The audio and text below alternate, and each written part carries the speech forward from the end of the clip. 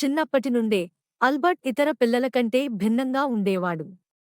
అతనికి ఆటల కంటే ప్రశ్నలు వేయడం ఎక్కువ ఇష్టమయ్యేది. ఒకరోజు అతని తండ్రి అతనికి ఒక చిన్న కంపాస్ బహుమతి ఇచ్చాడు. ఇది అతని జీవితాన్నే మార్చేసింది. ఆ చిన్న కంపాస్ అల్బర్ట్ను మెస్మరైజ్ చేసింది. అతను సుడి ఎటువైపు తిరిగినా సూది ఎల్లప్పుడూ ఒకే దిశలో నిలబడి ఉంటుంది. అది అతనిలో అనేక ప్రశ్నలు రేపింది. అల్బర్ట్ నేలపై కూర్చుని చేతులు క్రాస్ చేసి పుస్తకాలు, కాగితాలతో చుట్టూ పడి ఉన్నాడు. అతని కంటికి కనిపించని మ్యాగ్నెటిక్ ఫీల్డ్ రేఖలు తేలికగా మెరిసే అలా అతని చుట్టూ తిరుగుతున్నాయి. అతను కంపాస్లో స్కెచ్ వేస్తున్నాడు. అతని గజిబిజి జుట్టు, ఆనందంతో నిండిన ముఖం అతని కుతూహలాన్ని స్పష్టంగా చూపిస్తున్నాయి. ఆ కంపాస్ అతని లోపల అద్భుతమైన దాన్ని మేల్కొలిపింది. అల్బర్ట్ ప్రశ్నలతో మునిగిపోయాడు. సూదును కదిలించే ఆ కనిపించని శక్తి ఏమిటి? అతని కుతూహలం పెరిగింది, మరియు అతని కల్పన శక్తి.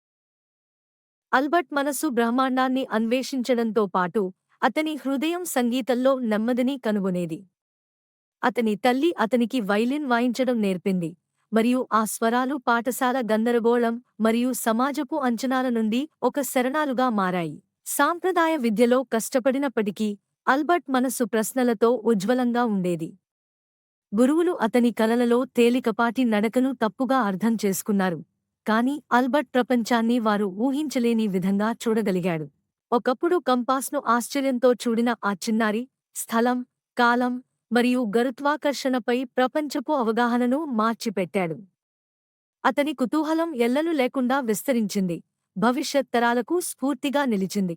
ఆయన మరెవరో కాదు, ప్రపంచ ప్రసిద్ధ శాస్త్రవేత్త అల్బర్ట్ ఐన్స్టీన్. కుతూహలం మనకు కొత్త విషయాలను తెలుసుకునే దారిని చూపుతుంది. చిన్న ప్రశ్నలు కూడా మహత్తర ఆవిష్కరణలకు నాంది కావచ్చు. ప్రశ్నలు వేయడం ఆపకండి, మీ కల్పన శక్తిని మించి ఆలోచించండి.